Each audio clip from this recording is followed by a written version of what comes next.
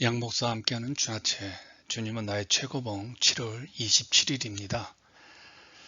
오늘은 요한복음 7장 17절 진리를 아는 방법을 나눕니다.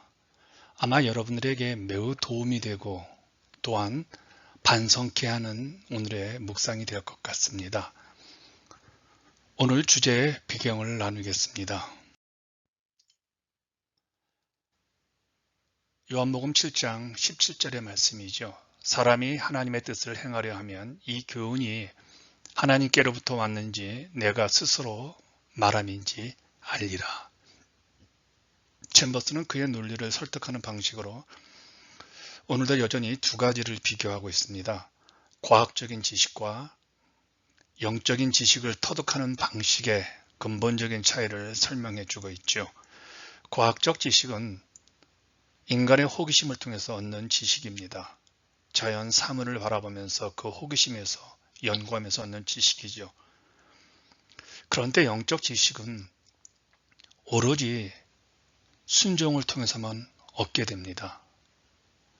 오늘도 챔버스는 우리의 유일한 믿음의 가치관인 순종을 강조하고 있습니다.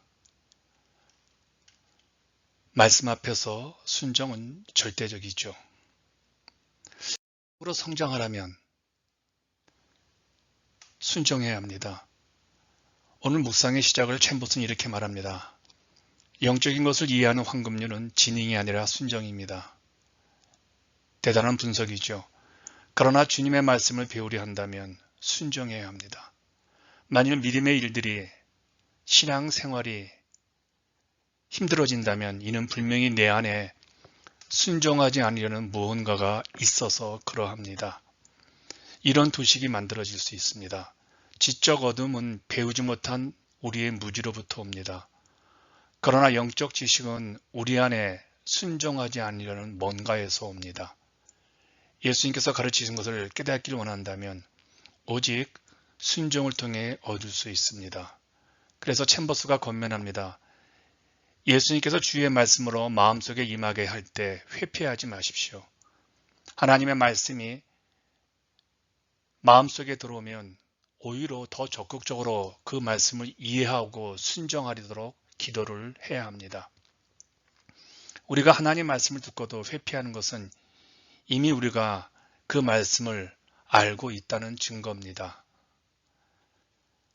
시편 119장 19절의 말씀이 있습니다.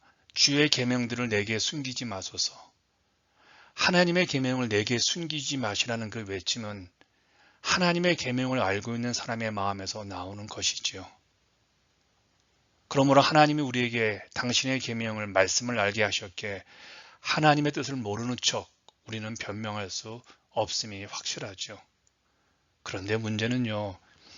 우리가 하나님 말씀에 순종하고 싶지 않은 마음이 있기 때문에 하나님 말씀을 들을 때, 설교를 들을 때 거부감, 불편함이 생기는 겁니다. 우리의 문제는 말씀을 모르는 것이 아니라 불순종하며 행하지 않는 데 문제가 있죠. 불순종의 결과로 말씀을 이해할 수 없게 되었다는 것이 우리의 큰 문제입니다.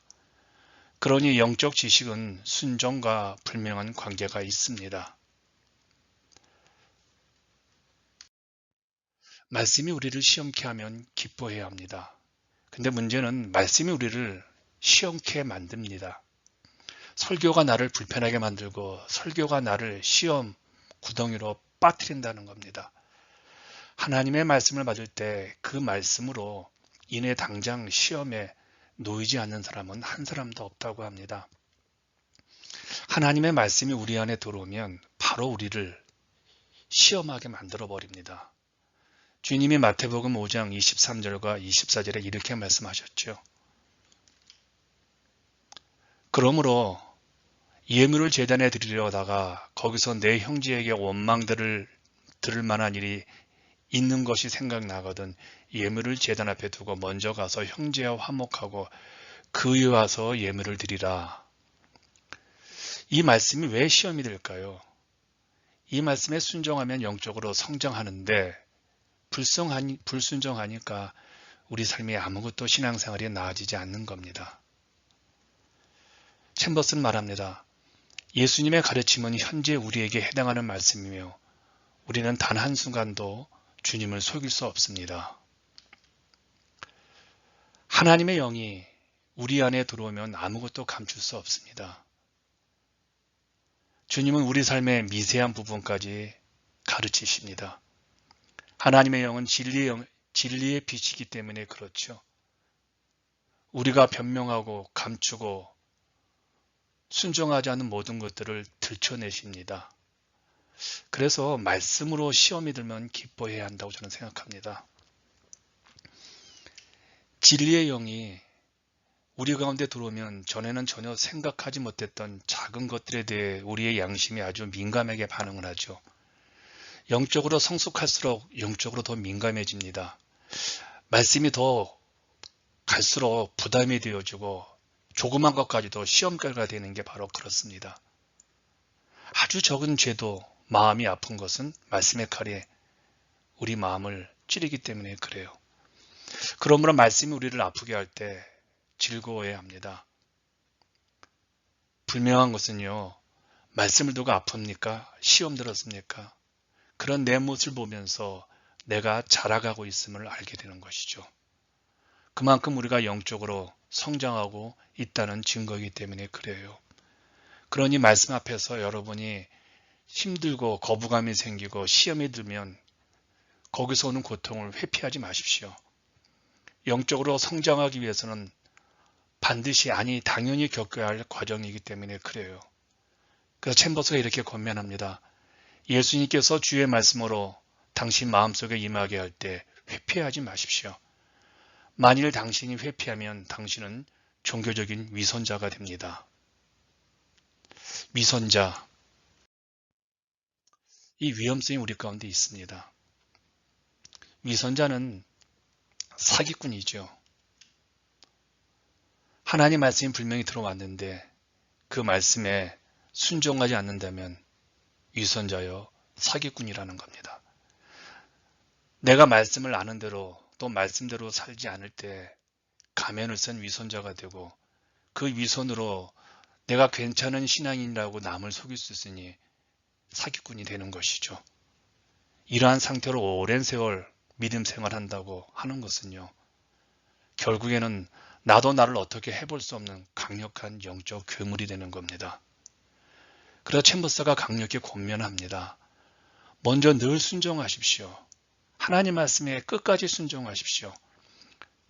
광신이라고 생각될 위험을 무릅쓰고라도 하나님께서 당신에게 말씀하신 대로 순종해야 합니다. 진리의 영이신 하나님을 무시하고 자신의 신념을 몰아붙이는 맹신은 분명 잘못된 것입니다. 그러나 말씀대로 산다는 이유로 사람들에게 광신이라는 말을 듣는다면 기뻐하십시오. 내가 진리대로 살고 있다는 객관적 증거이기 때문입니다. 우리가 영적으로 자라가고 있다는 증거요. 좁은 길을 따라 영생으로 가고 있다는 명확한 표식이 되기 때문에 그렇습니다. 오늘 굉장히 중요한 질문을 하겠습니다.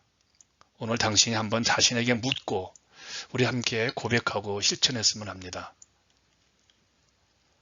말씀이 당신에게 주어지는 순간 즉시 당신은 시험을 받게 됩니다. 당신이 설교를 들을 때 듣기 싫은 소리를 듣게 될 것입니다. 이때 자기 변호는 하나님이 특별히 싫어하는 죄입니다. 말씀에 대한 순종 테스트이기 때문에 그렇죠. 순종하지 않으면 위선자가 됩니다. 그러나 순종하면 사람들은 당신을 광신자로 평가합니다. 이제 당신은 말씀 앞에서 순종과 불순종 사이에서 결단해야 합니다. 말씀 때문에 마음이 아픕니까? 그 아픔에 대해 깊이 한번 생각해 보세요. 그것이 당신을 성장케 하는 성장통임을 알고 감사한 마음이 생길 겁니다. 여러분, 우리 하나님 말씀 잘 지킵시다. 힘들고 아프고 어려워도 오늘 하루도 말씀대로 살아가십시다. 설교 앞에 늘 순종하십시다. 그것이 괴로운 이야기든 어떻든 그럴 때 우리는 영적으로 크게 자라고 이것이 비밀입니다.